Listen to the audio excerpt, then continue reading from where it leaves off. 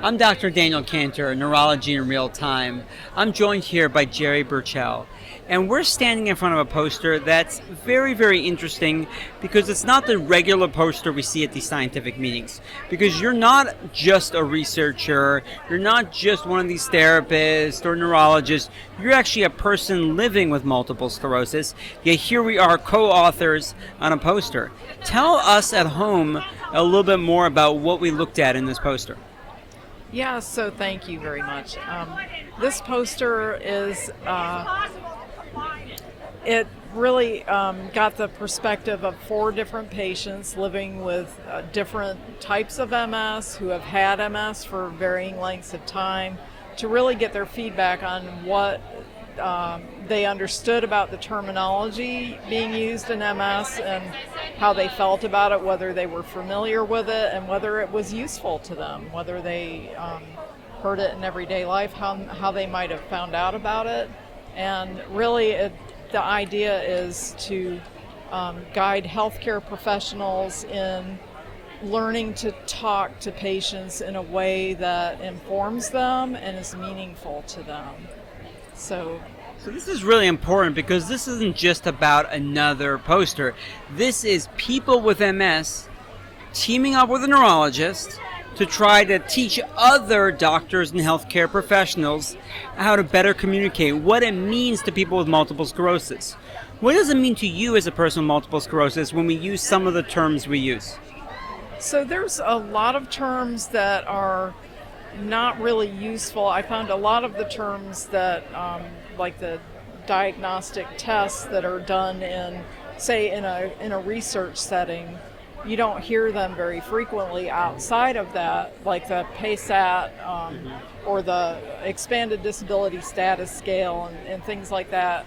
Patients, while you may perform like an EDSS on a patient, they might not be aware that that test exists or the name of it or whatever. And really the score might not mean anything to them.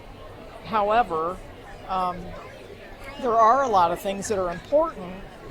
For instance, the stages of MS, the different types of MS, and understanding where you are in that spectrum of MS disease.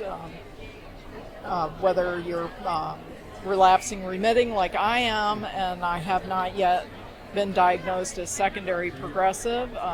That's a big thing to me. I don't want to hear those words, and I like to stay relapsing remitting. So.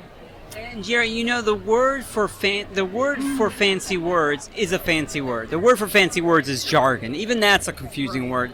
I really don't think there's place for jargon in the doctor's office visits, not used by the physician and not frankly used by patients.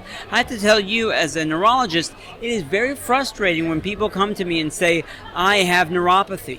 Because neuropathy is a clinical diagnosis. And when I hear neuropathy, I think peripheral neuropathy, which means I think diabetes. Now I've spent 15 minutes thinking about diabetes, and you don't have diabetes. What the person actually meant was they have pain or they have tingling, and they're calling it neuropathy because like nerve, pathy means pathological. So they're correct in that it means your nerve's not working right, but the common use by neurologists for neuropathy is peripheral neuropathy. And so I don't think people with MS should also use jargon. I think what they should do is describe what they're feeling. Talk to the doctor in real terms and expect that doctor to talk back to you in real terms. Don't let them use language over your head. Ask them to use language that you can understand. Right. So it is really important to, if you're going to use any kind of jargon, first of all, to recognize and be mindful that you are using jargon, because I think a lot of times with clinicians, it's everyday speak to them. They don't realize that things they might be saying aren't necessarily everyday language to the patient ear. So if they're going to use any kind of jargon to back that up with definitions and explain things. So maybe it is important for us to know the terminology, but we also need that definition so that we can make informed, empowered decisions about our health care, and also to make decisions together. So You've been a person with MS who's gotten very involved in research. Why do you think it's important for people with MS, not just the research, but people with MS to get involved in research? Oh my gosh, we wouldn't have all these treatments. We wouldn't have all these options we have today. When I got started in research, the study that I joined was for the first MS pill form of treatment. There was only 4 other treatments at the time, and they were all injectables. Everybody wanted to know when there was going to be a pill, but you didn't hear everybody saying, where's a study I can join to get a pill to market? And this is where the key lies, that if you have MS and you want a cure or you want more options, that I think patients should know about research. I think their doctors should present all of the treatment options and then say, and also there's this going on in research, and make them aware that there are these options. And we really need to remove the stigma that surrounds participating in research. We're not lab rats, and it's not as dangerous as you might think.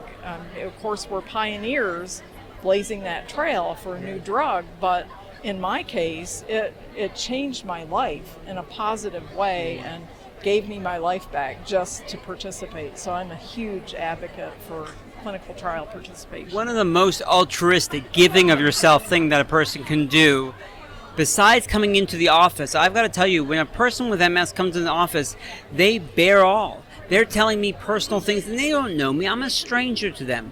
But when they get involved in clinical research, they're not just helping themselves, they're helping everybody else. And it's one of the most altruistic things people can do. I want to thank you so much for your involvement in research. Thank you so much for presenting our poster. And I want to thank all of you back home for joining us with Real Time Neurology.